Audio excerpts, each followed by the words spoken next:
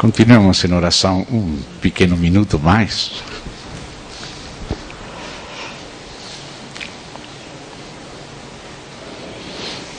Obrigado, querido Pai, por nos amar, por nos reunir em Ti mesmo, pelo nome e pelo sangue do Teu precioso Filho. Graças pela Tua boa obra. Obrigado, Senhor, pelo Teu Santo Espírito. Agradecemos a bondade do Senhor, a Sua graça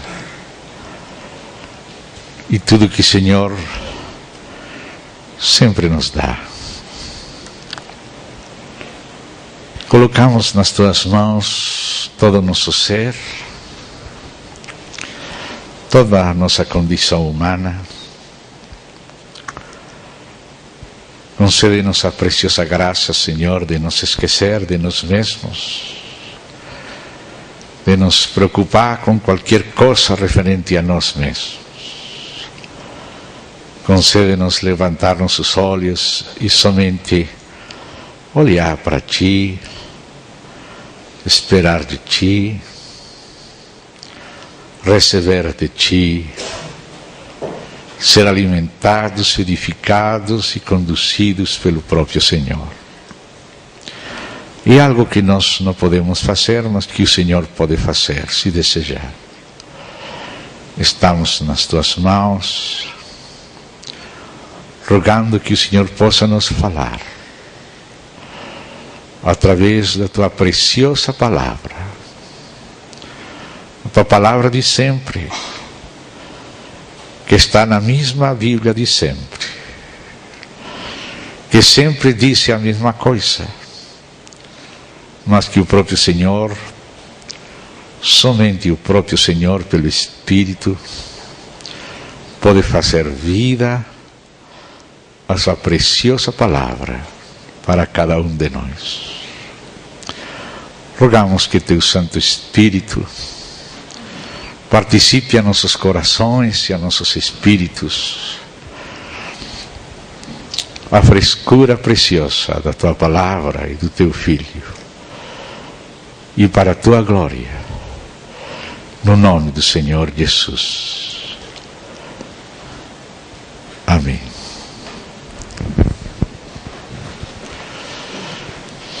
Vamos continuar abrindo, irmãos, de novo no Evangelho de João, no primeiro capítulo,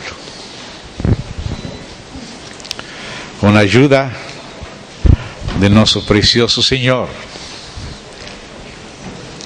Vamos continuar lendo a Sua palavra, confiando que Ele nos ajudará a permanecer na presença dEle, porque Ele mesmo está interessado em participar a nós a vida da Sua palavra, e Ele já nos deu o Espírito, já nos deu o Seu Filho, e Ele está aí para isso.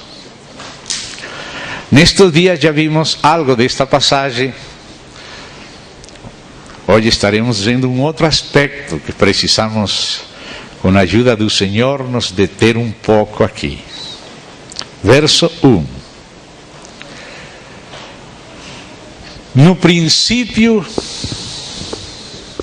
era o Verbo, e o Verbo estava com Deus, e o Verbo era Deus. De todos os escritores do Novo Testamento, dos próprios apóstolos que escreveram, somente 2 deles escreveram evangelhos: João e Mateus. Marcos e Lucas não eram do grupo dos 12, ainda que eram servos de Deus, membros do corpo, escolhidos por Deus para esse testemunho precioso. Mas dentre os 2 apóstolos que escreveram, João era considerado o terceiro na lista dos apóstolos. há 4 listas deles. Em 2 aparece João de terceiro e em 2 aparece de quarto. 2 falam de Pedro e Andrés como irmãos e de Tiago e João como irmãos. E outras falam Pedro, Tiago, João, Andrés. Mas quando vemos aqueles 3 que estavam mais perto do Senhor Jesus, eram Pedro, Tiago e João. Então, por causa disso, entre as 2 listas, escolhemos aquela em que João aparece de terceiro. E João é o terceiro dos apóstolos. Mateus aparece geralmente de sétimo. Aparece junto com Tomé. Somente no próprio Evangelho de Mateus. Mateus coloca Tomé primeiro. Diz Tomé aparece de sétimo e Mateus aparece de oitavo. Mateus, no Evangelho dele, fala Mateus o publicano. Os demais falam Mateus, mas ele lembra que ele era publicano. E coloca Tomé primeiro e ele depois. Mas normalmente, o sétimo dos apóstolos, que foi o sétimo em ser chamado, foi Mateus. Portanto, João tem um testemunho anterior a Mateus. Mateus começa o ministério do Senhor Jesus praticamente falando da genealogia, filho de Abraão, filho de Davi, e começa o ministério público de Jesus em Galileia.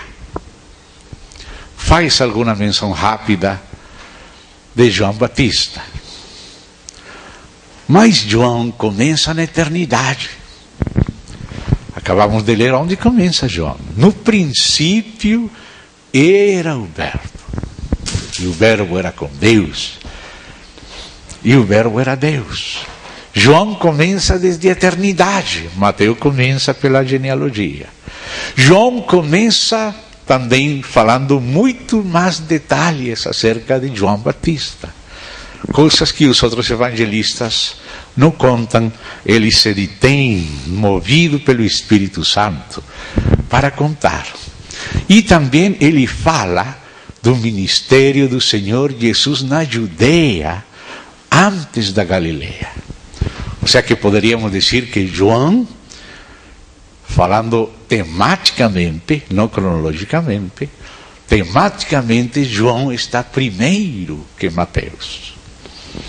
Aqui temos alguma organização dos livros que não sempre em todos os lugares, em todas as épocas, em todos os países são a mesma. O Novo Testamento não se escreveu nesta ordem.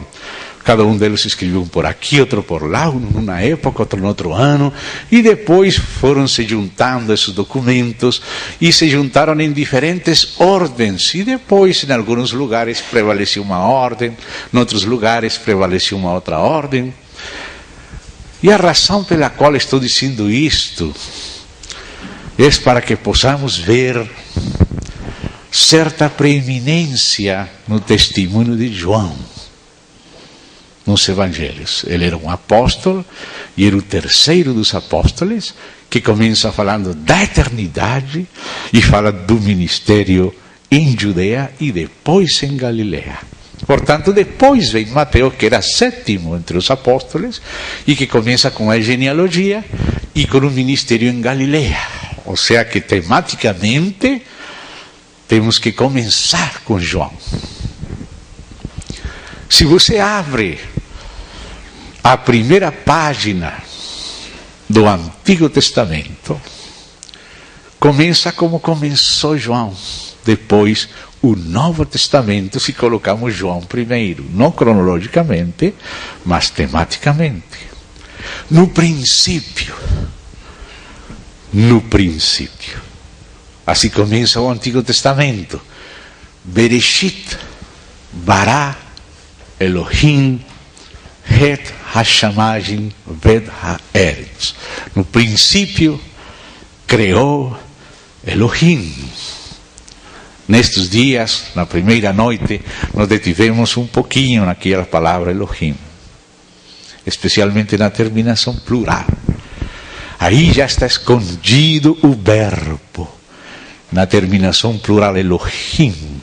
Aí já está o verbo escondido, está tácito, mas João faz explícito depois no Novo Testamento. No princípio Elohim fez os céus e a terra. E agora João, movido pelo mesmo Espírito, mas para um testemunho próprio do Novo Testamento, um testemunho centrado agora na revelação de Deus, no Filho de Deus. O Espírito toma as mesmas palavras do início do Antigo Testamento, como se fosse para começar de novo a falar de um Novo Testamento agora. E o que estava escondido em Gênesis começa a ser explícito agora em João. E João disse: no princípio era o Verbo. E o Verbo era com Deus. E o Verbo era Deus. Agora João tem mais luz. Agora quando João lê aquelas palavras, no princípio criou Elohim. Agora João tem revelação. Revelação própria do nível do Novo Testamento. A revelação em Gênesis é do nível de Moisés. Mas João já escreve quando já veio o Senhor Jesus. A lei veio por meio de Moisés, mas a graça e a verdade, a realidade vieram por meio de Jesus Cristo. E agora João está falando na posição mais completa da revelação. João começa desta maneira, mas ele que termina o Novo Testamento. Cronologicamente, ele foi o último em escrever. E, portanto, toda a revelação divina proposta por Deus nas Sagradas Escrituras culmina com o apóstolo João. João é aquele que completa os evangelhos, completa as epístolas e completa com o Apocalipse toda a Bíblia. Sem Apocalipse, a Bíblia não teria conclusão. Teria começo, desenrolamento, desenvolvimento, mas não teria conclusão. Mas a conclusão da Bíblia é o Apocalipse. Portanto, a revelação se completa com o aporte do apóstolo João. Então ele está vendo coisas que no princípio apenas eram indícios, agora com João já se tem desenvolvido. A revelação se desenvolve com João. Culmina, se completa com João. E tinha começado o Antigo Testamento falando assim: no princípio criou Elohim.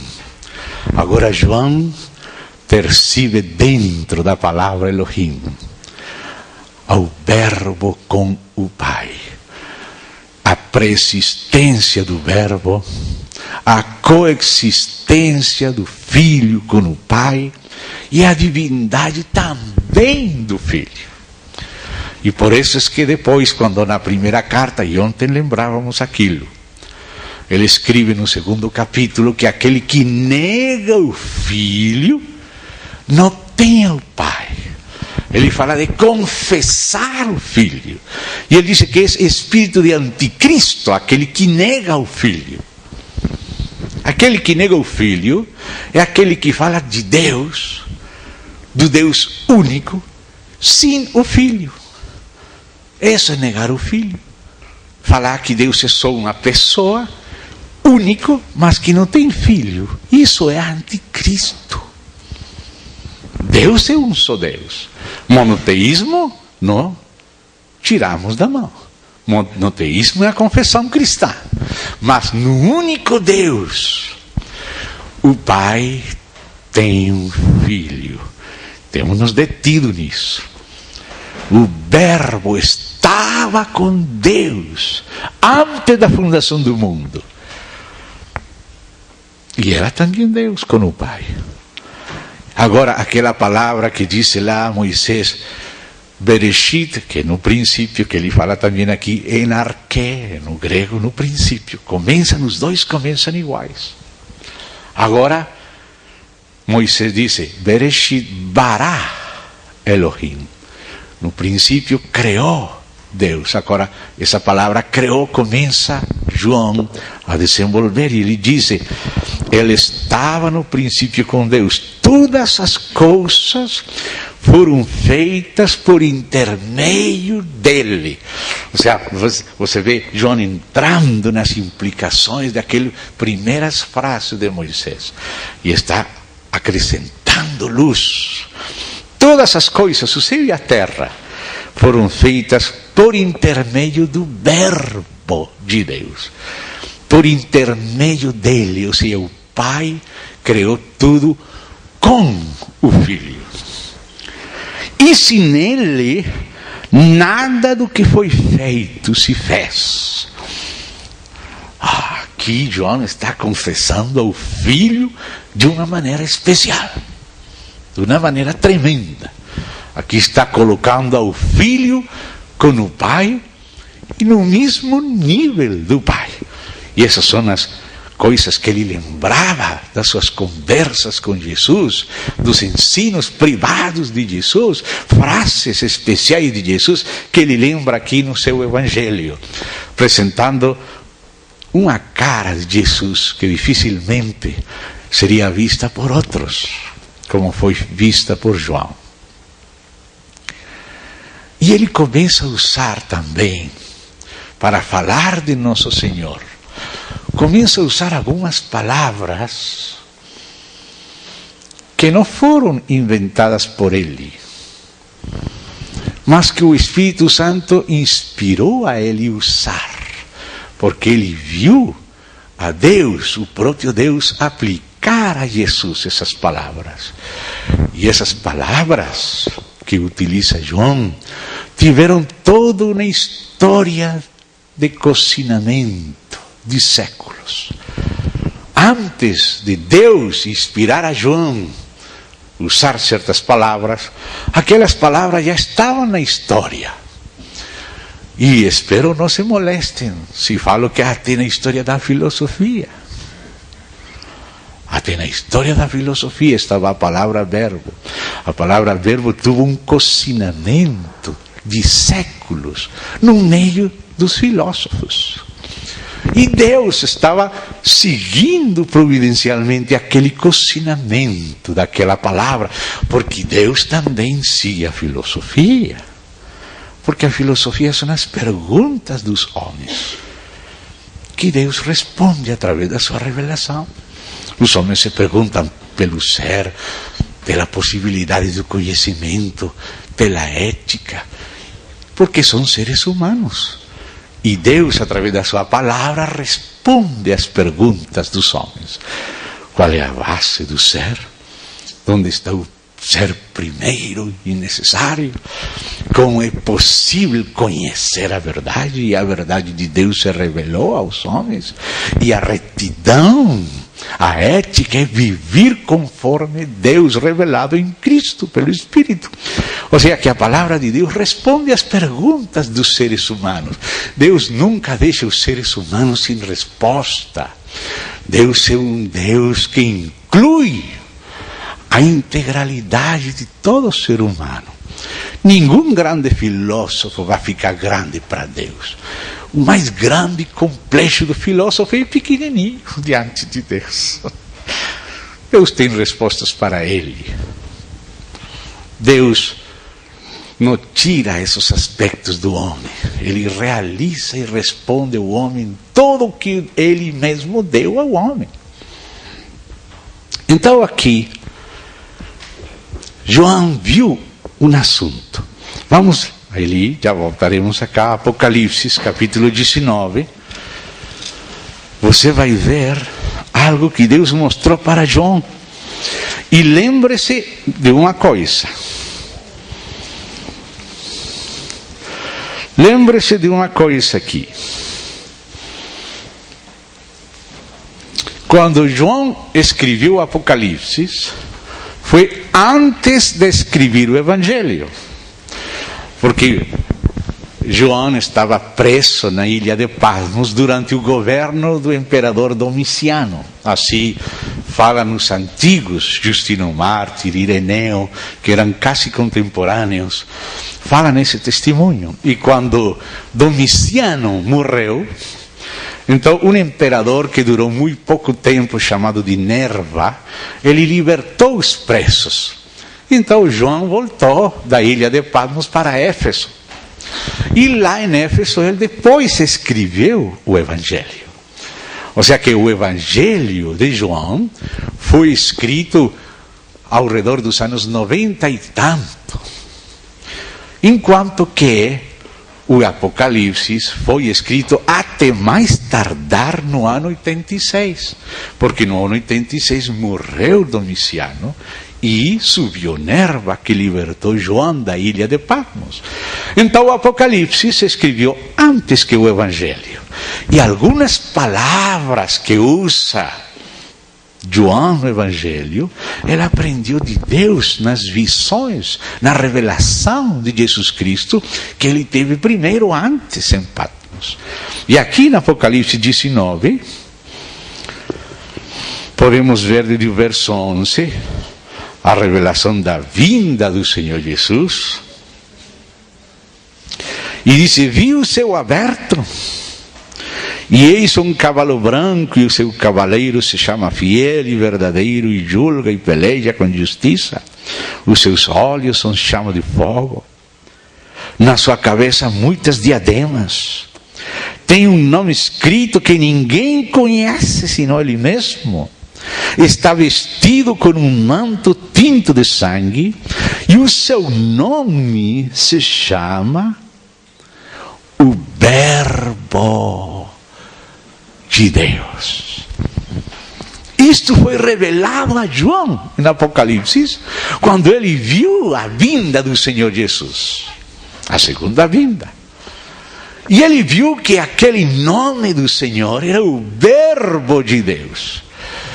E esse nome, João estava na ilha de Patmos, naquela esfera da filosofia grega, onde a palavra logos, traduzida verbo, tinha sido cozinhada.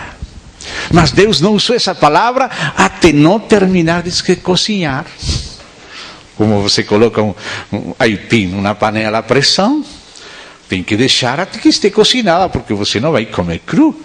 Só quando já está pronta aquela mandioca, aquele aipim, você tira da panela, agora está pronta para comer. Assim, essa palavra que Deus aplicou a seu próprio Filho, e que mostrou para João, e que João, inspirado por Deus, usou e aplicou seu Filho, não foi uma palavra inventada por João. Foi uma palavra que já existia. Na história dos filósofos, me vão perdonar que eu esteja falando tanto dos filósofos, quando os irmãos estão orando em contra de ser tão doutrinais. Heráclito de Éfeso foi aquele primeiro dos filósofos no que se conhece da história da filosofia, que começou a falar do Logos. Depois dele, o próprio Platão falou do Logos, do Verbo.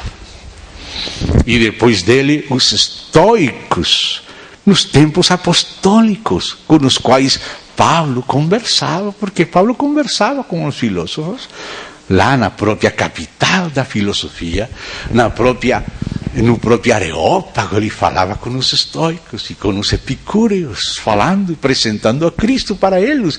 E dentre eles, Damaris e Dionísio Areopagita e outros receberam ao Senhor, e começou a igreja em Atenas. E os estoicos falavam também do Logos. E o conceito do Logos que tinha Heráclito foi sendo aperfeiçoado por Platão e pelos estoicos. Quando chegou a hora de João ver o próprio Deus aplicar esse nome a seu filho, João compreendeu muitas coisas. João compreendeu muitas coisas. movido pelo próprio Espírito, ele aplicou corretamente essa palavra para o Senhor Jesus. Os filósofos, quando olhavam para o universo, eles viam que o universo estava ordenado. E via que as coisas e as partes estavam dentro de um contexto. E que cada coisa tinha um sentido. Podia, como fala aqui a palavra, que ensamblar não é a palavra espanhola, podia coincidir uma coisa com outra, encaixar. Obrigado, irmão. Eles viam que detrás de tudo havia uma mente ordenadora do universo, uma razão que dava sentido ao universo. E eles chamavam aquela razão de logos, ou seja, de verbo. Porque antes de uma palavra ser palavra, ela é um conceito. Só que há conceitos que são limitados. Cada palavra que nós usamos, porque tudo nosso falar são símbolos, são barulhos de sons, de vento, com os dentes, com a língua, com o resto do nosso aparelho de glossolalia. Mas cada um desses sons tem um sentido. Eu estou fazendo barulhos aqui, mas vocês estão entendendo estes barulhos? Porque cada palavra tem um significado. Então, cada coisa se representa com uma palavra. Por exemplo, Bíblia, existe um ser real que se chama Bíblia, um livro, mas existe uma representação deste livro numa palavra. Quando você fala Bíblia, aquela palavra representa este ser. Podemos falar mesa, podemos falar cadeira, podemos falar teto, salão, etc. Cada palavra é o conceito expresso que representa uma realidade. Mas vamos entendendo o que significa logos, que significa palavra. Logos pode ser traduzido palavra, pode ser traduzido razão, pode ser traduzido imagem, pode ser traduzido representação, pode ser traduzido tratado. Por exemplo, nós usamos a palavra odontologia, é o tratado acerca dos dentes. Logia vem de logos. O tratado dos dentes, odontologia. Mas aqui, quando está sendo aplicada a Cristo, Filho de Deus, a palavra verbo, não se está referindo a uma palavra acerca de alguma coisa limitada. A palavra verbo é a palavra que expressa em plenitude ao próprio Deus. É a palavra que representa Deus. Quando você fala uma palavra, essa palavra está representando alguma coisa.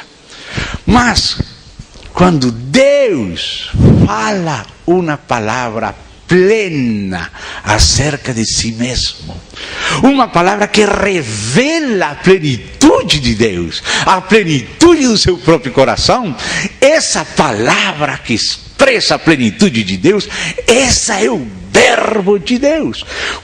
4 séculos estuvo se cozinhando essa palavra, para que no final, no momento certo, Deus disse: João, eu estava trabalhando na história dos homens.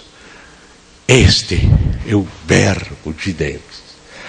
Agora João pegou emprestada aquela palavra que estava sendo cozinhada na história humana, mas aprovada por Deus. E disse de Jesus: no princípio era o verbo.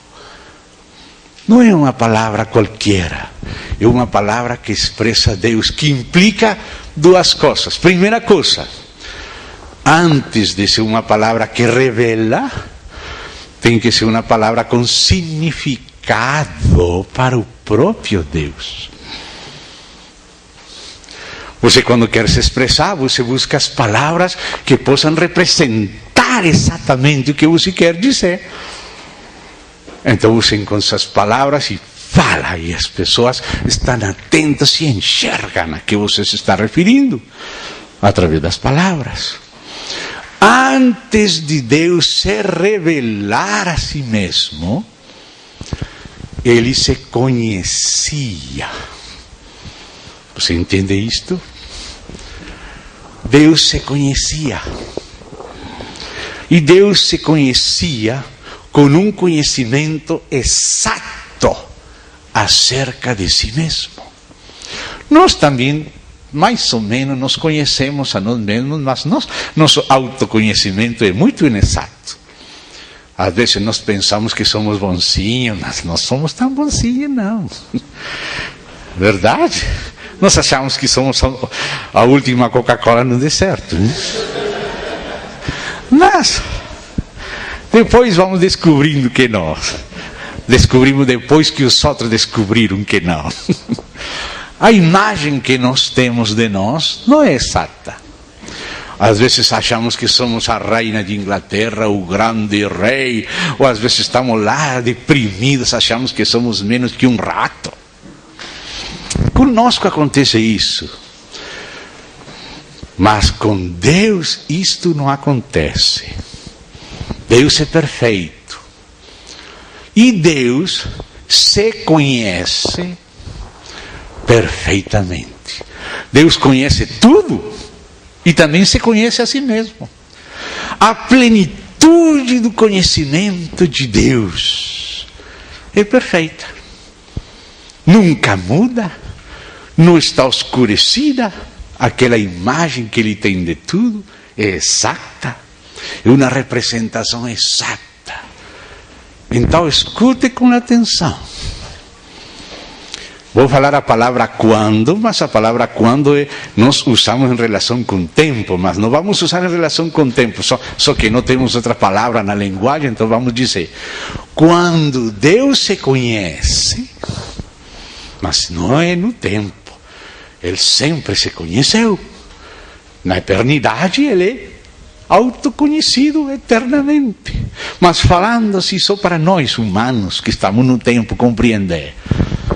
Quando Deus se conhece, Ele gera uma imagem de si mesmo, que é igual a si mesmo, na qual Ele se reconhece e pela qual Ele se revela. Esse é o Verbo de Deus, uma palavra plena que expressa a Deus em totalidade, sem distorção. Quando Deus diz, eu sou o que sou, note que Ele falou, eu sou, mas diz, o que sou. O que sou é o ser eterno de Deus, mas como Ele se conhece, então Ele pode falar, eu sou o que sou. Se dá conta? Eu sou e revelado. O que sou era o que Ele é, o que Ele conhece de si mesmo. Como Ele se conhece, então Ele se expressa e Ele se autorrevela e Ele fala, eu sou o que sou. Aquela expressão, aquela palavra total de Deus, que revela a Deus na plenitude do seu ser, esse é o Verbo de Deus. Esse é o Filho de Deus. Esse é o unigênito do Pai. E por isso a Bíblia fala que Ele é gerado, porque Ele é gerado no autoconhecer-se de Deus, mas não é gerado no tempo, sino na eternidade, porque Ele sempre se conheceu. Então, a imagem que Deus tem de si mesmo, que é igual a si mesmo, que está diante dele, é igual a Ele. Mas ao mesmo tempo, é uma segunda pessoa em relação à primeira. Vamos falar aqui, Fernando. Vamos colocar a Fernando, e cada um de nós é Fernando agora. Fernando. Então, aí Fernando começa a pensar em Fernando. Porque às vezes nós pensamos em nós mesmos também, verdade? Que gostamos, que não gostamos, que gostaríamos. Nós pensamos, Fernando pensa em Fernando. Então, está Fernando que pensa em Fernando. E está o Fernando pensado por Fernando. Você entende? Eu tenho que pensar. Nós somos galinhas, somos homens. E às vezes ficamos queimando mais. Você vai compreendendo. Amém? Então, Fernando pensa em Fernando. E quando Fernando pensa em Fernando, ele gera uma imagem de Fernando que Fernando tem. Então está o Fernando que pensa em Fernando e está o Fernando pensado por Fernando. Você pode colocar seu nome aí. Me entenderam, verdade? Bom, agora no caso de Fernando, como no nosso caso, nós podemos achar que somos o rei da Inglaterra. Nós podemos nos equivocar a respeito de nós, ou para cima ou para baixo, por excesso, por defeito. Mas no caso de Deus não acontece assim. Agora já não é Fernando que pensa em Fernando e está o Fernando pensado por Fernando. Agora é Deus. Porque como nós fomos feitos à imagem de Deus, nós podemos entender esse fenômeno. Porque nós podemos pensar isso. A galinha não. Você fala, quanto é 2 mais 2? Não sabe dar. Coisa tão simples, não sabe nada. 2 mais 2. A galinha não sabe. Porque é galinha. Mas nós fomos criados à imagem e semelhança de Deus. Nós temos razão, nós temos mente. Os crentes também têm mente, sabia? E tem que amar a Deus com toda a mente, não cegamente. Alguns já não querem estudar mais, não gostam mais da doutrina. Mas temos que amar a Deus com toda a mente, não sem ela. Com toda a razão, não só razão, mas com toda ela. Com toda ela. Porque Deus nos deu para funcionar a plenitude junto com Ele. Não sem Ele, mas junto com Ele. Quando estamos com Ele, Ele realiza todas as potencialidades de nosso ser em todas as áreas. Ele não corta, Ele realiza.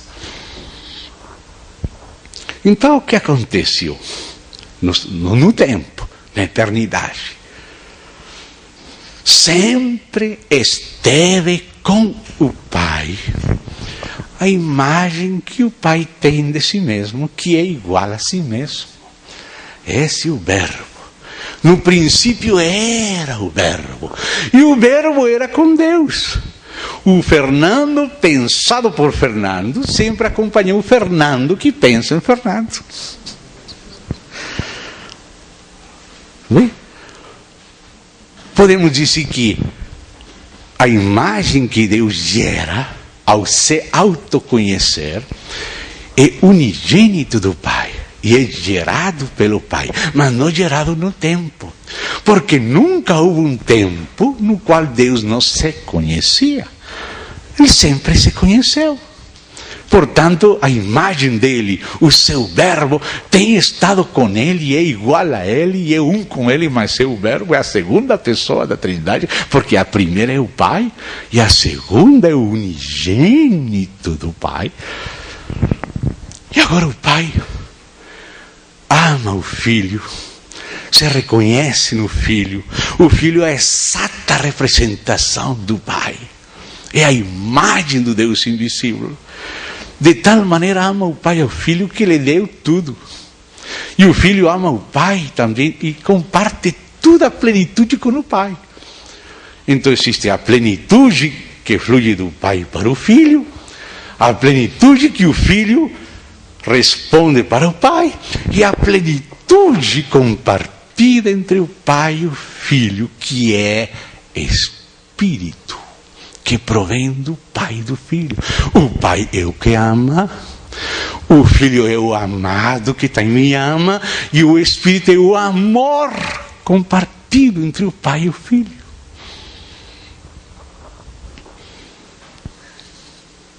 Que é amor pleno, é amor total, porque aquele amor de Deus não é em pedacinhos, não, Ele deu tudo, portanto aquela plenitude compartilhada pelo Pai e pelo Filho é também Deus. Mas no caso do Pai, o Pai é aquele que gera ao Filho, e o Pai é aquele que exala o Espírito. No caso do Filho, o Filho é aquele unigênito do Pai, que também ama ao Pai, e nesse amor compartido com o Pai também exala o Espírito. Por isso o Espírito é chamado na Bíblia Espírito do Pai, e também é chamado Espírito do Filho, porque provém do amor entre o Pai e o Filho. O Pai não procede de ninguém. O Filho é unigênito do Pai, mas o Espírito procede do Pai e do Filho. É a mesma divindade.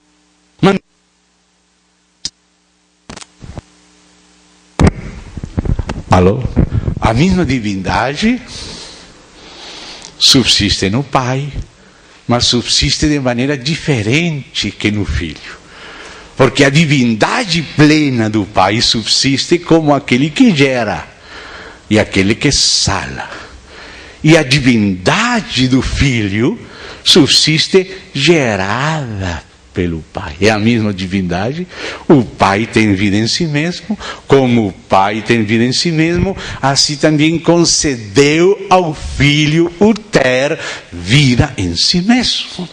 Ou seja, que o Filho tem a mesma vida divina que o Pai, só que a vida divina do Pai é aquele que concede, e a vida divina do Filho é aquela concedida pelo Pai. Por isso a segunda pessoa da Trindade se chama de Filho. Filho unigênito do Pai, gerado não no tempo, mas na eternidade, no autoconhecer eterno de Deus. O Filho é a imagem de Deus, na qual Deus se reconhece quando diz: o que sou, eu sou. Eu sou o que sou. Ele se autoconhece e se revela. E quando Deus se revela, se declara, se pronuncia, a palavra plena que revela a Deus como Deus é igual a Deus. Está com Deus desde sempre. É o Verbo de Deus, que era no princípio, estava com Deus e era Deus. Este é uma pessoa, porque se Deus é pessoal, a imagem dele tem que ser pessoal também. Ou senão a imagem não seria igual a ele, e Deus não se conheceria como ele é. No caso de Deus, o Pai quis que no Filho habitasse toda a plenitude e que ele fosse tal como ele é. Então, no princípio, Bará Elohim, criou Deus, a Trindade. Agora disse João, no princípio era o Verbo era com Deus, e o Verbo era Deus. Não é um esto, não é uma coisa, não é um reflexo, é uma pessoa. Era no princípio com Deus. Isso não foi um invento de João, foi Deus que mostrou isso a João. João estava lá perto com Jesus quando Jesus começou a orar e começou a falar palavras misteriosas. E o Senhor Jesus começou a falar assim: Pai, me glorifica com aquela glória que eu tive contigo antes que o mundo fosse. João escutou essas palavras misteriosas. Ninguém lembrou delas, mas João nunca esqueceu. João lembrou. A história primitiva conta que quando já os 3 evangelhos sinópticos, Mateus, Marcos e Lucas, tinham sido escritos, diz que entre os discípulos, diz a história antiga, não está na Bíblia, está na história, disseram, mas é preciso, disse André, é preciso escrever um evangelho que conte não somente os aspectos externos que já foram contados. Precisamos um evangelho que conte os aspectos internos, as conversas privadas que tivemos com Jesus. Então eles oraram a ver quem tinha que escrever. E essa noite, André sonhou que era João que tinha que escrever aquilo. Então João escreveu o evangelho. E você encontra no evangelho de João coisas que não encontra nos demais. Palavras-chave do Senhor Jesus. Evangelho para a igreja. Não para fora, para dentro. Que fala quem que é Jesus. Esse é o tema deste ajuntamento. Quem é Jesus? Agora já falamos de uma cozinhada da palavra Logos durante vários séculos, esperando ficar pronta para ser usada por Deus. Agora eu vou contar outro processo que aconteceu. Vocês têm ouvido falar daquele período intertestamentário, ou seja, aqueles 400 anos entre Malaquias, que termina o Antigo Testamento, e João Batista, que começa o Novo Testamento. Houve 400 anos aparentemente de silêncio. Os profetas não falaram mais. Deus esperou. O último que fechou o cânon do Antigo Testamento foi Malaquias. E Deus esperou 400 anos o cumprimento do tempo. Deus estava esperando. Sempre que Deus espera é porque algo tem que acontecer. Lembre-se que a palavra de Deus fala do cumprimento dos tempos, da economia do cumprimento, da consumação dos tempos. Deus está cozinhando o seu propósito, e cada período da história do povo de Deus e da igreja, alguma coisa tem a ser cozinhada. Quando já está pronta essa comida, falando em parábola, agora vem a outra parte, como uma senhora que está cozinhando arroz. Ela fala, ainda está cru, tem que ficar cozinhando lá. Mas falta um pouco de sal. A água se está secando muito rápido. Tem que acrescentar água para terminar de cozinhar. Isso que se chama sazão. A sazão. A sazão é o kairos. A palavra tempo, que nós temos somente uma, no grego são 2 palavras. Cronos, que é o tempo do relógio, do calendário, e tem a kairos, que é a sazão. Então, Deus está cozinhando algo. E como a senhora que está cozinhando algo. Quando os apóstolos se encontraram com Jesus ressurreto, agora sim, ressuscitou, agora vamos reinar aqui na terra. Senhor, vai restaurar o reino de Israel agora neste tempo. Jesus falou para eles, não toca a vocês conhecer os cronos e os kairos, os tempos e as sazões que o Pai pôs somente na sua potestade. As sazões, os kairos, a maduração de Cristo na igreja. Esse é quando é que vai chegar a colheita? Quando o grão está maduro. Quando o grão está maduro, quando Cristo se forma na igreja, então chegou a colheita. Enquanto Cristo não se forma na igreja, ele não vai perder, vai ir colheitar só folhas, sem grão. Nós estamos demorando a vinda do Senhor. Por isso é que disse Pedro que temos que apressar a vinda do Senhor, vivendo por Cristo, para que Ele se forme e estemos na sazão. Mas nós parecemos uma goiaba verde. Alguém vai comer alguma coisa de nós? Está difícil este irmão. Nada doce, nada suave, tudo agrio, azedo, difícil de tragar. Deus tem que continuar no sol, na chuva, até chegar o Kairos, a sação. Então, a Bíblia fala de uma sucessão de tempos que vão se cumprindo numa economia final. Isso está em Efésios.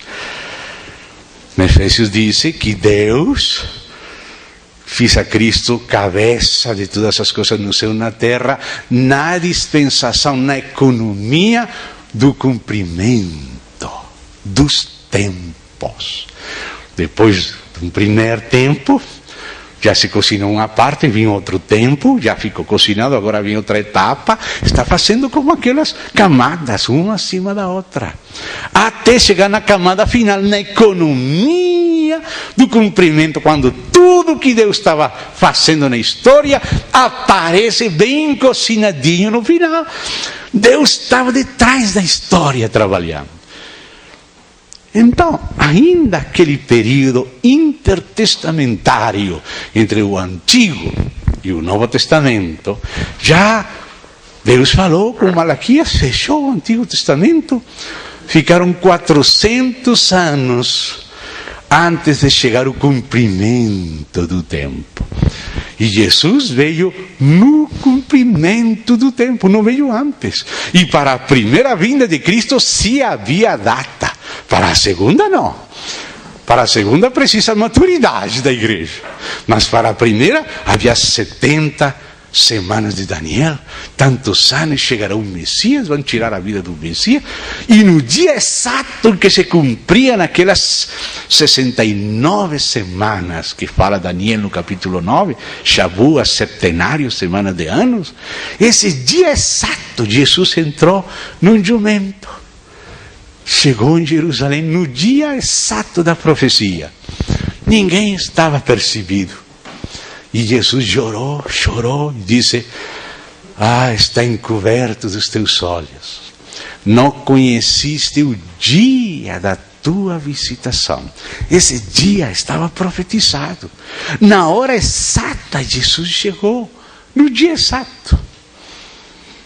Mas eles não estavam preparados. Ele vinha para preparar.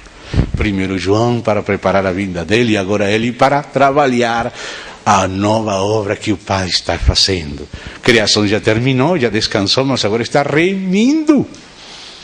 Amém? Então, naqueles 400 anos, aconteceu um assunto. E Deus tinha que esperar que aquele assunto acontecesse, para poder passar para nós uma revelação mais pronta, completa, rica, acerca do seu Filho. Porque tudo que Deus faz é em relação com o Filho. Sabe o que aconteceu naquele tempo? Aí os filósofos gregos foram subindo, cozinhando aquela palavra logos. Mas os judeus começaram naquela briga com os judeus contra os gregos, aquele pleito de Sião. Veio Antíoco Epífanes, uma figura do anticristo. Veio proibindo a Bíblia, o Antigo Testamento, sacrificando porcos no lugar santo, profanando o templo. Veio querendo impor a cultura grega na cultura judaica. E então se revoltaram os judeus, começaram aquelas guerras dos macabeus e todo aquele processo.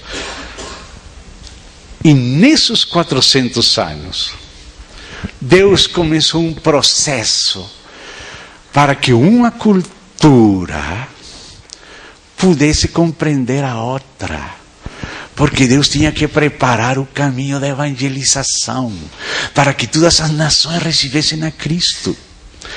Então Deus permitiu que Alexandre Magno, que tinha como preceptor Aristóteles, tomasse em poucos dias todo aquele império desde o Ocidente até a Índia. E estabelecesse o idioma grego, e estabelecesse a cultura grega. E quem foi que deu a Alexandre aquele trabalhinho? Por que Deus escreveu o Novo Testamento em grego. Por que não continuou em hebraico? Por que o Novo Testamento não está escrito em hebraico? Se Pedro falava aramaico, já não era hebraico, era aramaico, mas mais parecido com hebraico. Todos eles falavam nisso. Porque Deus inspirou que o Novo Testamento se escrevesse em grego. E porque Deus permitiu que Alexandre tomasse todo aquele território e estabelecesse aquela cultura. E porque naqueles 400 anos Deus promoveu um entendimento entre as duas culturas para preparar que a revelação da Bíblia pudesse passar para o resto dos povos. Então houve alguns personagens, chamado um deles Aristóbulo, outro deles se chamou Fênio, outro deles se chamou Demétrio de Faleron, que foi aquele encarregado da biblioteca famosa de Alexandria. Vocês têm ouvido falar daquela famosa biblioteca de Alexandria? Havia um daqueles 4 generais que se dividiram no reino de Alexandre Magno. O último deles, o quarto, tomou Egito, e fundou Alexandria em lembrança de Alexandre Magno. E ele se chamava de Ptolomeu. E ele teve um filho que foi Ptolomeu II, o primeiro foi Ptolomeu I Soter, o filho dele foi Ptolomeu II Filadelfo. E este Ptolomeu era um homem que gostava muito dos livros.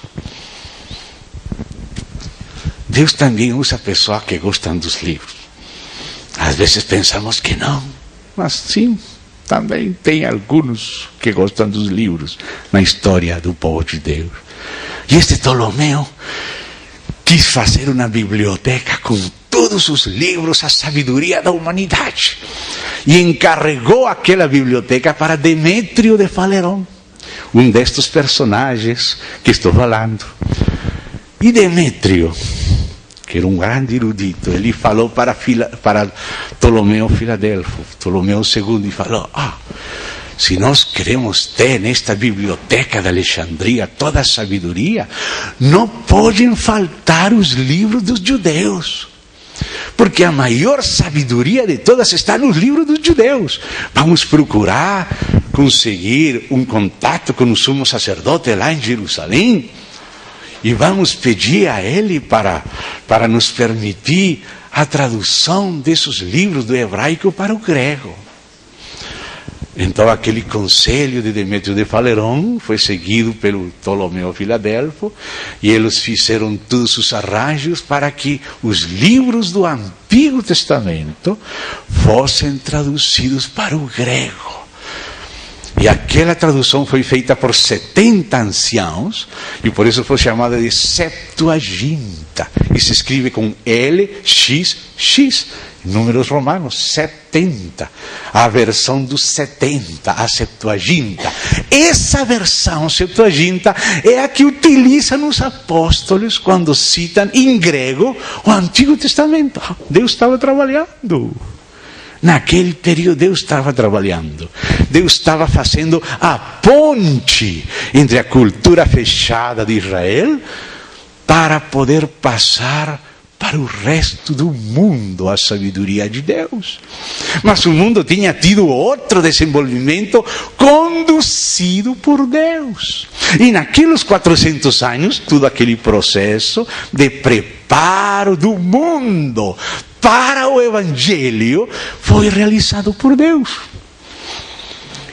E aquele Demétrio de Faleron, junto com aquele Aristóbulo que falei, com aquele Fênio, e com outro que já chegou na era dos próprios apóstolos, chamado de Filão de Alexandria, eles começaram a pegar esse touro difícil de controlar, de dominar, da filosofia grega.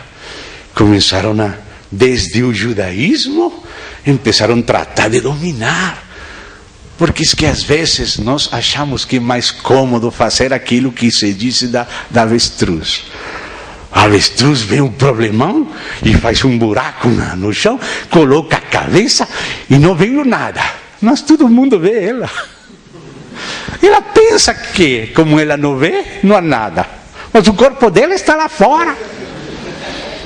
E às vezes nós também queremos fazer isso. Achamos que ser cristão é fechar. Não, ninguém está falando nada. Darwin não falou nada. Vamos deixar que fale. Não, estamos numa guerra. E Deus colocou domadores daqueles touros. Aquele Aristóteles cresceu, parecia que era a máxima expressão da ciência. E Deus usou homens para dominar Aristóteles. Sabe quem dominou Aristóteles no cristianismo? Tomé de Aquino. Tomé de Aquino pegou aquele touro que vinha do paganismo, dominou e submeteu a filosofia de Aristóteles ao serviço de Deus. E 1000 anos durou a influência de Tomé de Aquino até hoje no pensamento da humanidade. Aquele que fez a mesma coisa entre os judeus foi aquele que mencionamos ontem, Maimônides. Maimônides pegou Aristóteles e a filosofia grega e submeteu ao judaísmo. O que fez Tomé submetendo o cristianismo. E até os muçulmanos, um homem deles chamado Averroes, tomou também Aristóteles e submeteu ao Islã. Meu Deus.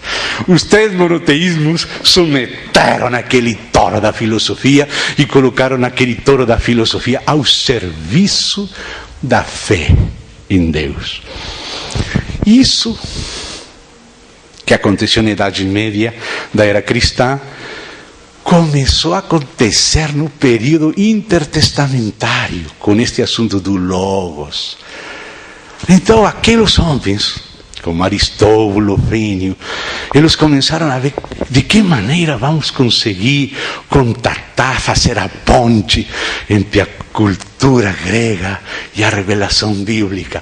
E começaram a descobrir pontos em contato, pontos trabalhando para que eles possam nos compreender.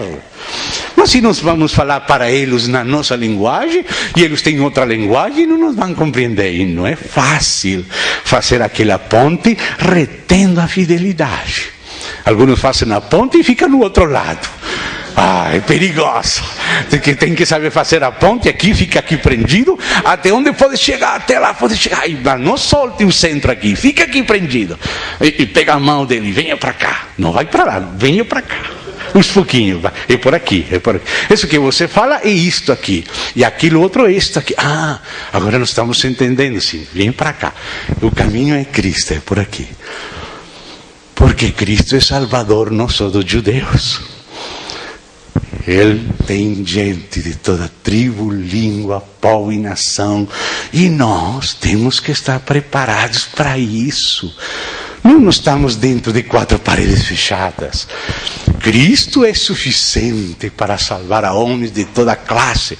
Analfabetas e eruditos e cientistas e artistas. Toda classe de homens. E a igreja tem que amadurecer em Cristo para saber apresentar a Cristo a todo homem. E apresentar perfeito em Cristo a todo homem. Então o que aconteceu? Aconteceu algo importante.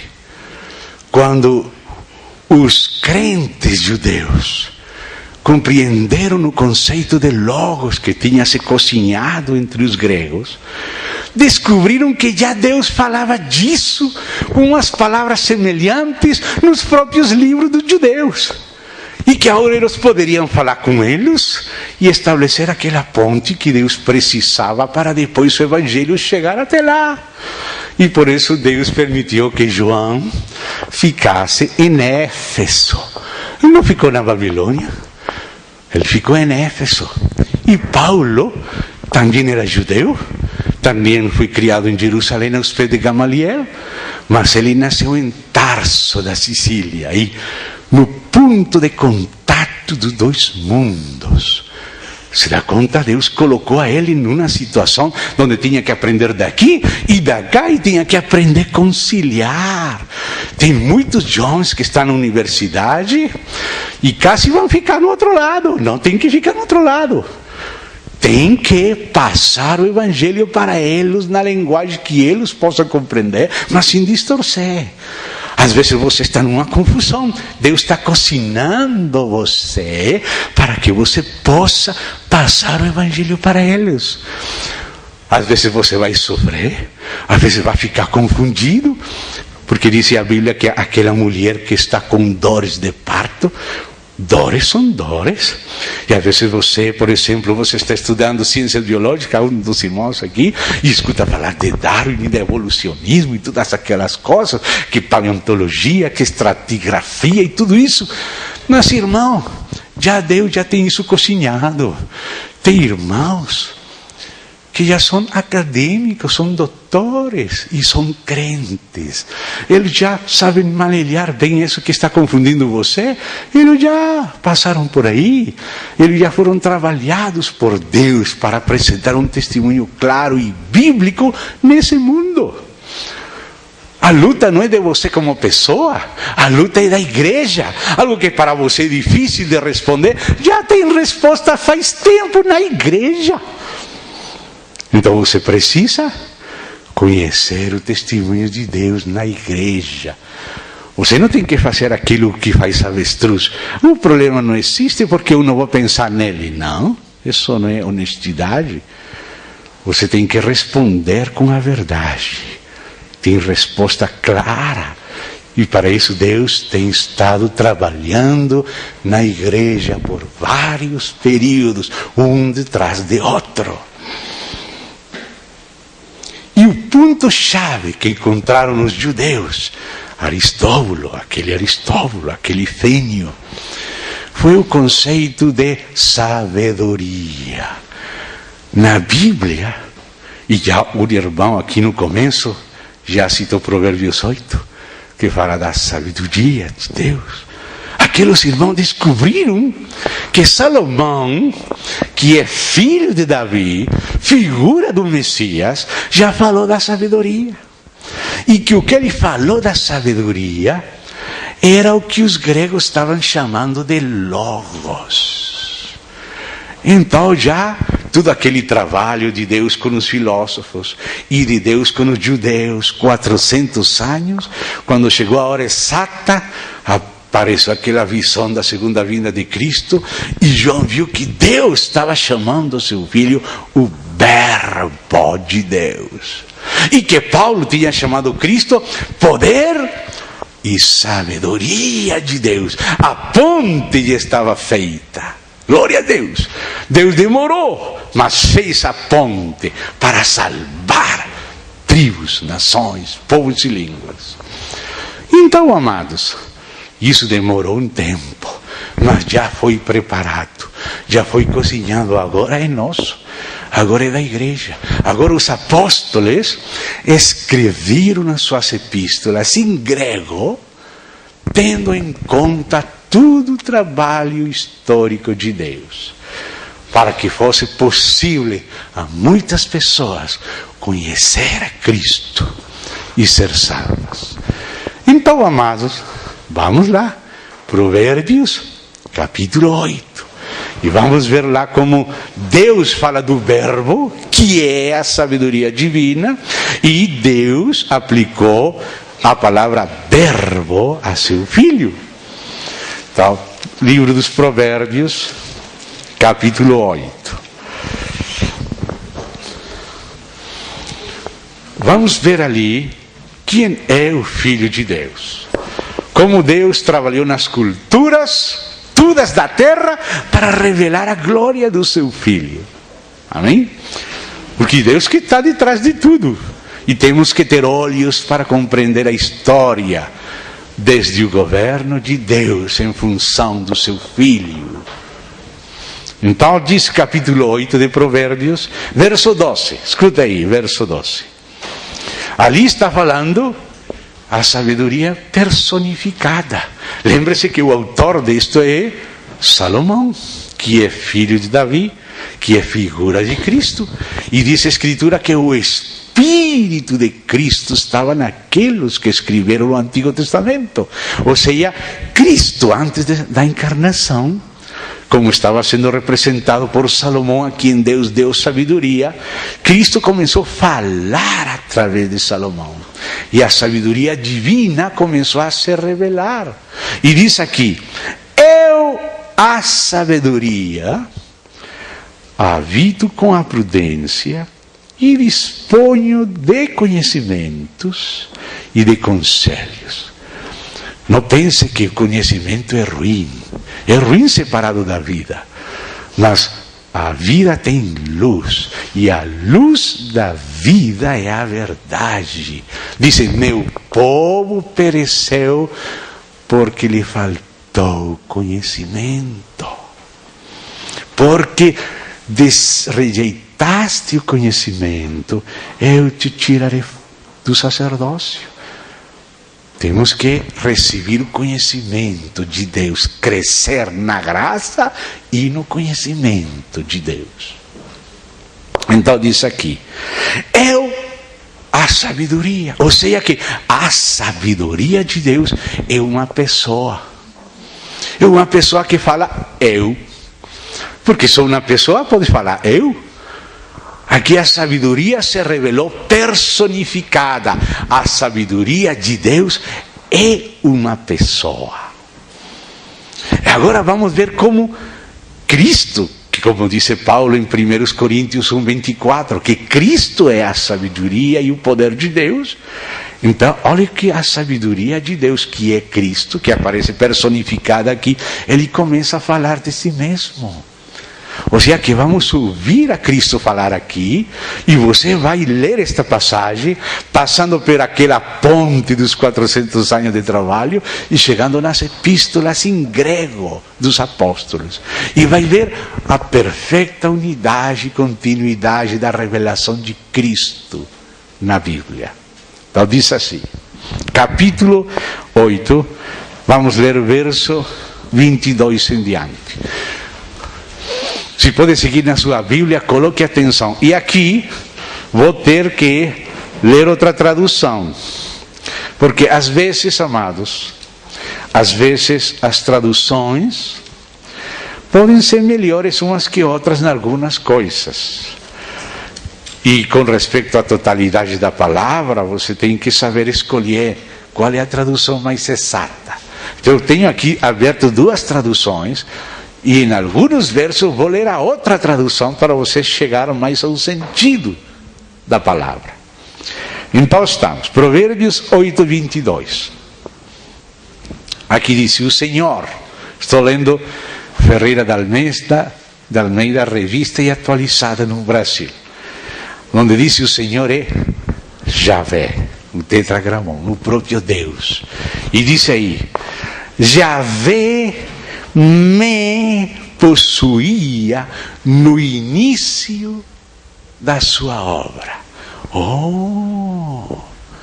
Você viu tudo que está escrito aqui? Quem está falando aqui? A sabedoria, Cristo, o verbo de Deus. Isso foi o que naqueles anos eles conseguiram ver, que o verbo era a sabedoria de Deus.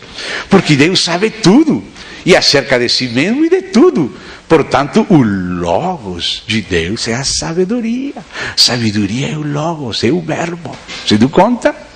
Então diz aqui, Javé me... ou seja que Javé não estava sozinho.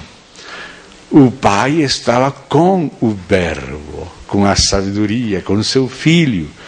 No início da sua obra, se a obra dele começou aqui, já antes de Deus iniciar a sua obra, ele já me possuía. Ah, vê como é a mesma coisa que falou João? No princípio era o verbo, e o verbo era com Deus, e o verbo era Deus. Você dá conta que é a mesma coisa? Javé me possuía. Esse me é a pessoa da sabedoria, que falou eu a sabedoria, é a segunda pessoa da Trindade, o verbo de Deus, né? Então diz aqui, o Senhor, o Yahvé, me possuía no início da sua obra, antes de suas obras mais antigas. Antes. Por isso, quando você vai para Colossenses, que é uma carta que fala maravilha de Cristo, ali no capítulo 1, verso 15, 16, 17, diz que Cristo era antes de todas as coisas. Que todas as coisas nele subsistem, mas que ele é antes de tudo. Mas agora está falando Paulo em grego, para os colossenses. Aqui falava Salomão para os judeus. Se dá conta? Para Israel. Viu a ponte perfeita? Diz aí: desde a eternidade fui estabelecida, desde o princípio, antes do começo da terra. Por isso diz, ele é antes de todas as coisas, e todas as coisas por ele foram feitas. Você vê a continuidade perfeita da revelação, revelando Cristo. E agora diz aqui: antes de haver abismos, porque os abismos aparecem no verso 2 de Gênesis 1, mas houve um tempo que não havia abismos. Antes de haver abismos, esta tradução diz, eu nasci. Como diz a sua tradução? Essa tradução é mais exata. A tradução, fui gerada. Porque a tradução, quando chega na palavra hebraica, gerada e nascida, pois são parecidos, mas não é exato. Porque nascer era que antes não tinha nascido e que depois nasceu, que não era no princípio, sino que nasceu, que teve começo. Mas ele é o começo, mas ele não tem começo. Então a tradução fui gerada é mais exata. Por isso diz filho unigênito. Mas aqui já nos detivemos faz uns minutos para lembrar que o verbo é gerado, mas não é gerado no tempo, é gerado na eternidade. O Filho é o unigênito do Pai, é gerado, mas não é gerado com começo. Como é que o verbo de Deus, que é o Filho unigênito, é gerado? Quando Deus se conhece a si mesmo, ele gera de si uma imagem de si mesmo igual a si mesmo. Mas isso não começa a acontecer no tempo, porque nunca houve um tempo no qual Deus não se conheceu. Portanto, o autoconhecer-se de Deus é eterno. Portanto, o Filho unigênito do Pai é tão eterno como o Pai, porque o Pai nunca começou a conhecer alguma coisa, senão estaríamos dizendo que houve uma época na qual Deus não era Deus, que Deus não era onisciente, que Deus não se conhecia e começou a se conhecer. Então a palavra gerado não quer dizer criado. Gerado é porque Deus ama e ao se autoconhecer gera, mas não no tempo, no seu amor eterno, na sua onisciência eterna. Ele gera uma imagem de si que é igual a si, pela qual ele se expressa: eu sou o que sou. Então o unigênito do Pai é unigênito, mas é eterno. Que mistério! Unigênito eterno, o Filho eterno de Deus, mas Filho. Você dá conta? Na Trindade, a segunda pessoa da Trindade, mas Deus com o Pai. No princípio era o Verbo, e o Verbo era com Deus, e o Verbo era Deus. Está enxergando? Vamos indo bem? Vamos digerindo? Então, por isso essa tradução, fui gerada, que essa que tenho aqui, é melhor que essa que falei, eu nasci. Foi uma palavra no hebraico que o sentido exato é geração. Mas não geração no tempo, é geração no amor eterno de Deus em princípio. Esse é o verbo, a sabedoria de Deus. Então diz mais: antes que os montes fossem firmados, antes de haver outeiros, fui gerada.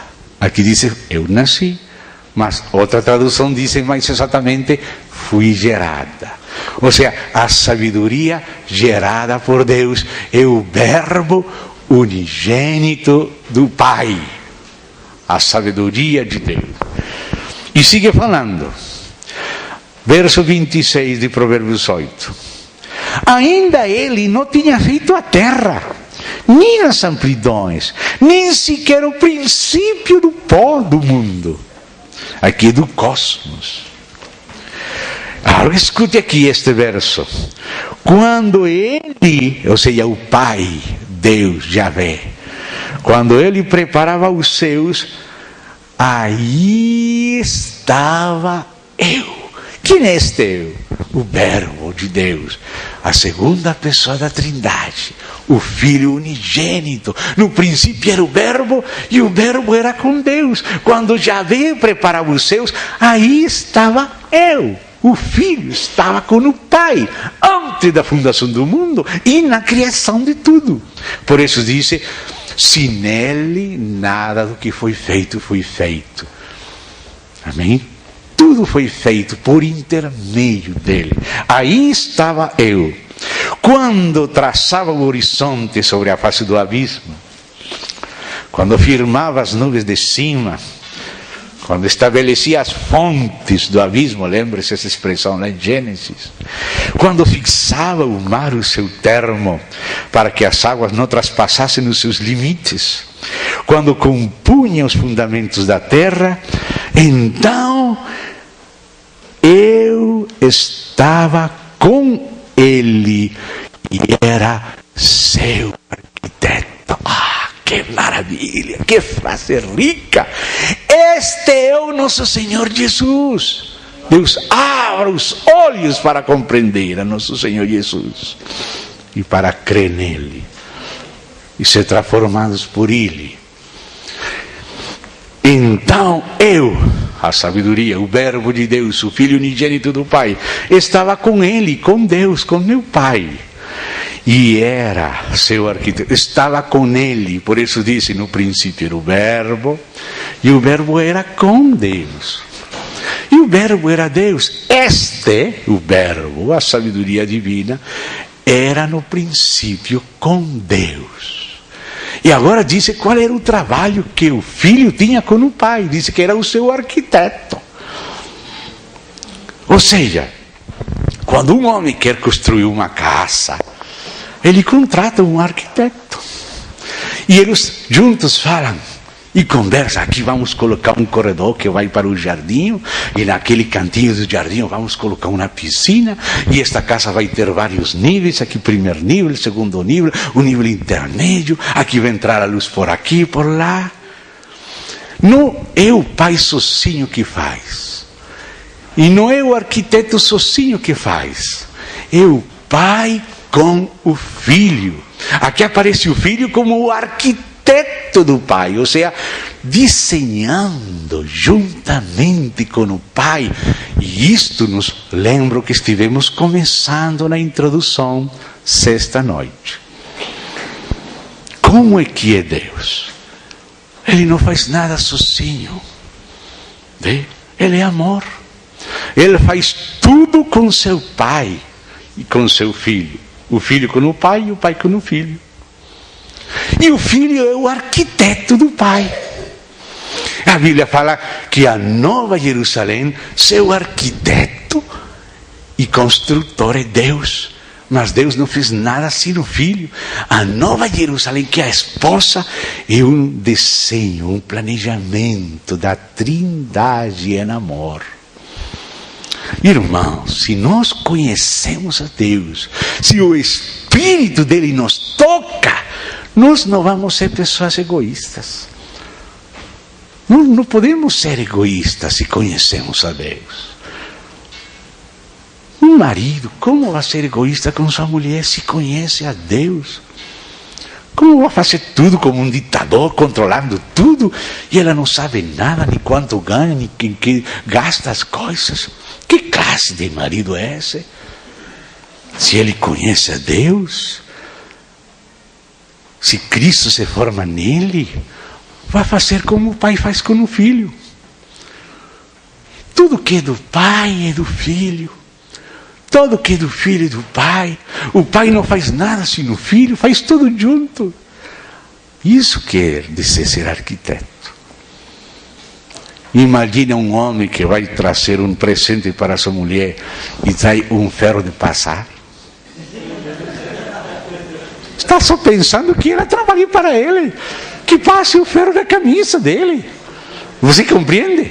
Ele tem que pensar nela, que o que ela quer. Se ele vai pensar sozinho, vou fazer a casa assim, ele vai fazer uma casa de homens. Mas ela é mulher. Tem filhos e tem filhas, tem que ter em conta o outro, tem que ouvir o outro. E você que acha disto? Como você gosta? E a alegria dele vai ser alegrar o coração dela. Diz a Bíblia que quando um garoto ia casar com uma jovem, tinha que ser liberto de todos os trabalhos, da guerra e de tudo. E disse uma frase: para alegrar o coração dela um ano inteiro. Que isso é a lua de mel. Ele pensando alegrar ela durante todo o ano, não vai fazer outro trabalho, só vai alegrar ela. Isso é palavra inspirada por Deus.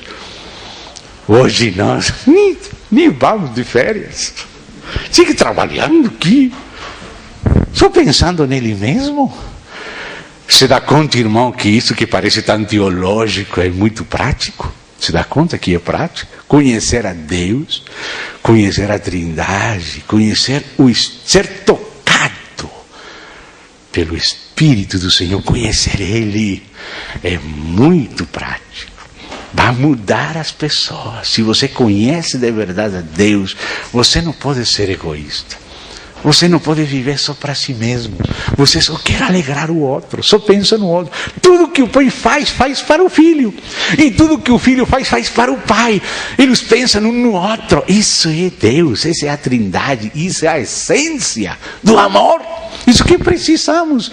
Os noivos, os casais, as famílias, as igrejas, a sociedade. Amém? E agora ele sigue falando aqui, diz assim: então eu estava com ele e era o seu arquiteto, dia após dia era as suas delícias. Eternamente o Pai se delicia no Filho. Este é o meu Filho no qual eu tenho contentamento. Ouça na Ele. Vê? O Filho era as delícias do Pai. Se vê isso, irmão, como é que Deus? E agora sigue dizendo: oh meu Deus, me esqueço da hora. Chegamos às 12, vamos terminar aqui. E diz então: fulgando perante Ele. Perante Ele, essa é a palavra que no grego se fala pros. No princípio era o verbo, e o verbo era pros, de onde vem próximo. Com Deus é perante Ele. O Pai se regozilhava no Filho, quando o Pai vê que o Filho é como Ele, que faz sempre o que lhe agrada. O Pai lhe deu toda a plenitude, o Pai delegou tudo para o Filho. O Pai não pensa nada sozinho. Filho, vamos pensar que vamos fazer. O que vamos fazer? Façamos o homem a nossa imagem, conforme a nossa semelhança. Amém. Vamos fazer, fazem juntos. Quando vai criar, nada, sim, o Filho, nada do que foi feito, tudo fizeram juntos. Fizeram juntos. Agora o Pai vai se revelar e diz: não, o resplandor da minha glória é você. Você, meu filho, que é a minha glória. Se alguém vê você, vai me compreender a mim. Se recebe você, me vai receber a mim. Se honra você, vai me honrar a mim. Isso que é amor. Isso que é Deus. Esse é nosso Deus.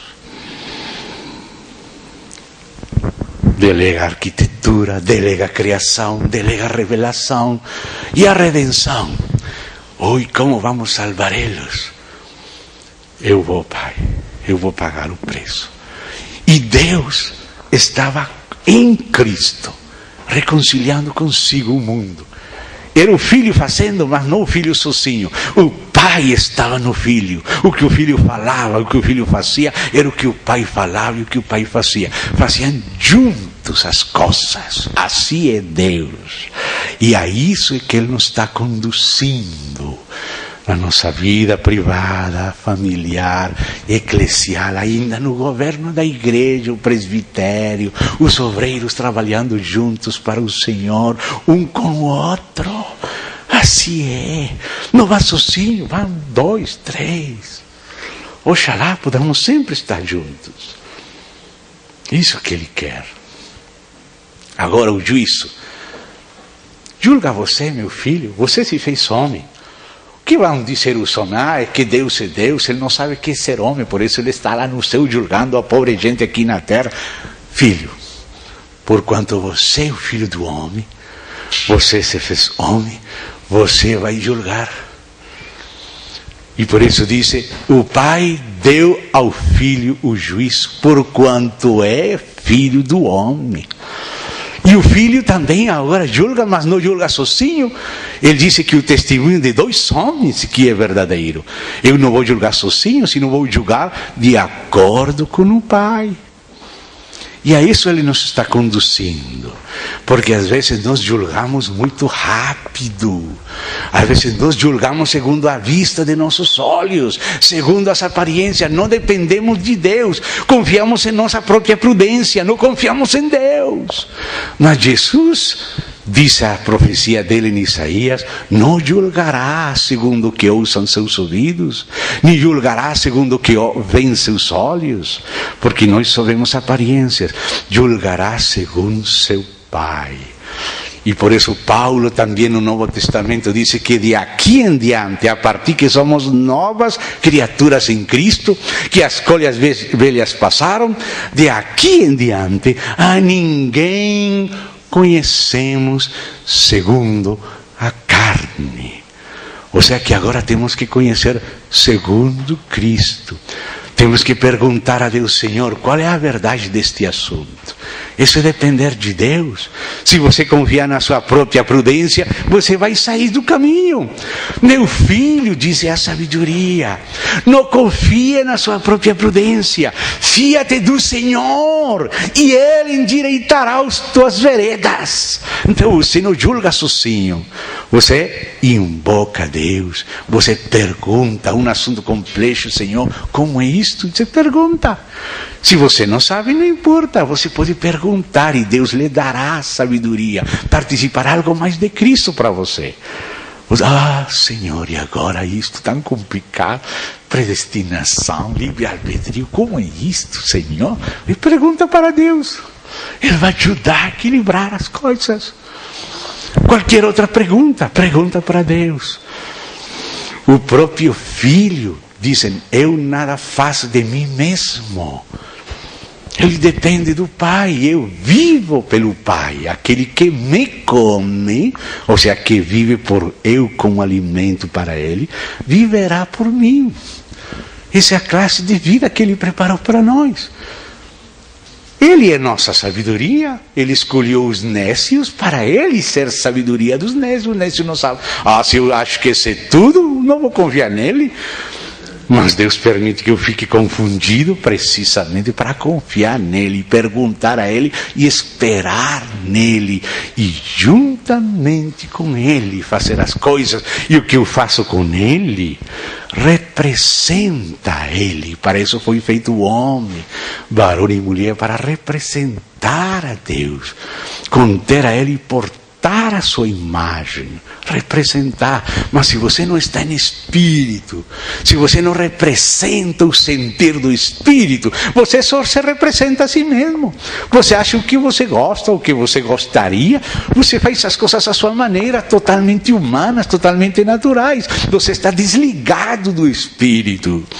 Mas se você está em espírito, você tem aquele radar atento ao seu Pai. Pai, você está gemendo no espírito, Senhor. E agora, Senhor, o que faço aqui?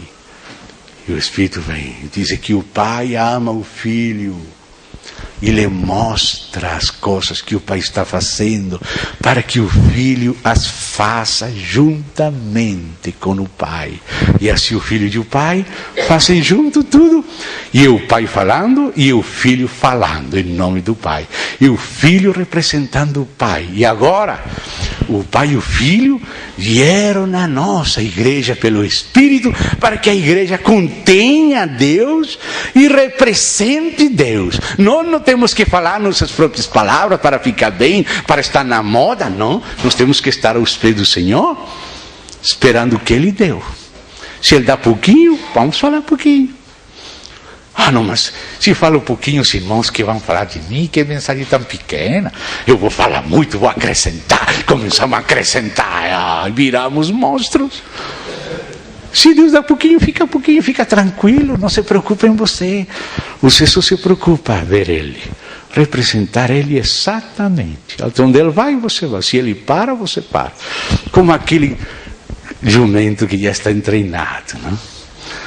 Já não precisa muito golpe. Já sabe quando tem que parar. Paro. Direito. Para aí. De esquerda para lá. Ah, mas no começo não é assim. Ninguém pode tocar. Me tocou. Ninguém pode trocar. Me feriu. Me estão mijando tudo. Ah, meu Deus. Deus tem que tratar conosco. Você sabe como é domado um jumento, não? Não é fácil. Pega nele, amarra nele, vai para lá, tira para cá, vai para lá, tira para cá. Sofre até que já cansado de tanto quebrantamento, vai ficando tranquilo. E diz a Bíblia, não seja como o jumento indômito que tem que ser tratado com freio, com cabestro, senão não vem perto de você. Ele quer estar lá no monte sozinho, comendo, pecando. Mas tem que ser trazido pela disciplina. E a disciplina nos faz baixar nossa cabeça, quebrar nossa cerviz soberba e aprender a ouvir o Senhor. Amém. Já quando você foi treinado, o Senhor pode montar acima do jumento e, bem-vindo, Senhor. O Senhor, o jumento acha que foi para ele a glória. Mas não era para ele. Ele disse, sou um jumentinho. Era para o Senhor a glória. Então o Senhor tem que tratar-nos para representar ao próprio Senhor em espírito. Isso que fez o Filho e isso que o Espírito Santo está fazendo. Porque Deus falou, façamos o homem a nossa imagem, conforme a nossa semelhança, e domine.